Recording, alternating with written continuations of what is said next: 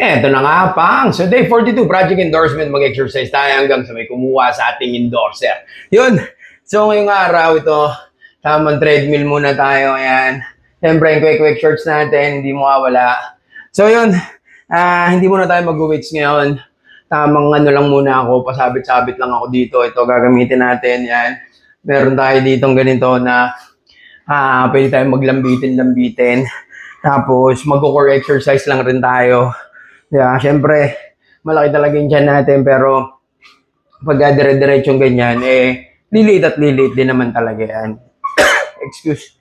So yun, tamang treadmill ako dito, siguro mga 1 oras. Nakapag-start na rin ako. Ayan, nasa 14 minutes na ako na nakapag-treadmill. Ito lang muna, tamang walk lang tayo, hindi ganun kabilis, hindi rin ganun kabagal. Tamang lakad-lakad lang. Ito na muna yung gagawin natin ngayon kasi kumikirot na naman yung mga balikat ko. Parang nasobra na nata ako sa buhat kahapon, so i-rest muna natin. More on cardio, stretching, yan yung gagawin natin ngayon. Tapos, yun. Day 42 tayo ngayon, wala namang kakaiba. Bukod sa ito, gagawin natin, hindi tayo magbubuhat. Maglalakad-lakad lang muna tayo rito, tambay tayo, manonood tayo habang naglalakad. So, alam ko wala namang ipakailangan, pero day 42, let's go.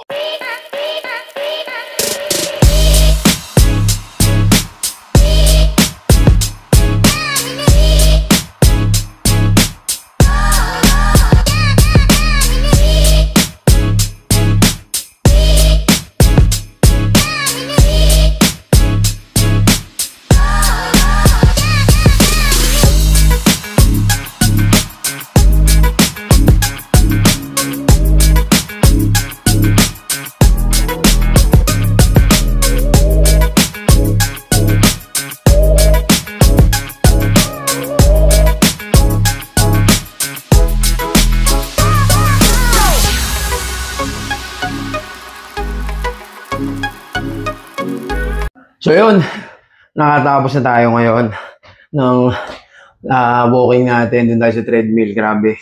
Sobrang sakit ng legs ko. Naka 1 hour 15 minutes din tayo. Tapos yun, dire-diretso lang naman yung treadmill natin. Hindi naman siya ganun kabilis na lakad. Typical na lakad lang rin. So tamang papawis lang ako. Hindi ko alam kung ilang steps yun dahil hindi ako nagsuot ng watch. Pero yun, grabe, antok na rin ako. Napapapikit na ako habang naglalakad. Day 42 tayo ngayon, at least hindi tayo naputulan, meron pa rin tayong exercise na ginawa. Hindi naman sinasabi dito na kailangan lagi tayo mag-weights, di ba? So, may ibang exercise naman talaga. Nag-walking lang ako, wala na akong ibang exercise, antok na rin ako, grabe na yung mata ko. Yun lang talaga downside nitong treadmill kapag pagkatapos mo, nakakahilo. Sobrang nakakahilo, kaya yun. Maganda rin na doon ko siya nilagay. Meron siyang dito ako nakakahawak ako rito. Kasi walang hawakan yung treadmill ko. So, at least pag medyo pagod ka ng konti, pwede kang humawak. Tapos kapag huminto ka, pwede kang kumapit doon. Tapos doon ka muna, tambay ka muna ron ng mga ilang minuto bago ka umalis kasi nakakahilo talaga. Yun lang ang downside. Pero yun ang kagandahan kapag meron kang home gym, di ba? Kasi anytime, pwede kang mag-exercise. Anytime, meron kang magagamit.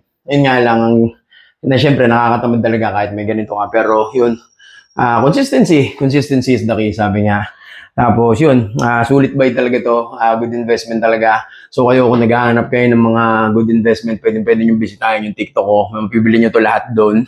Yan, yung treadmill, itong bench natin, yung bike natin, yung nakalimutan ko yung tawag dyan, yung pang pull-ups, so yung mga dumbbells, lahat. So yun, day 42, wala namang masyadong kakaiba.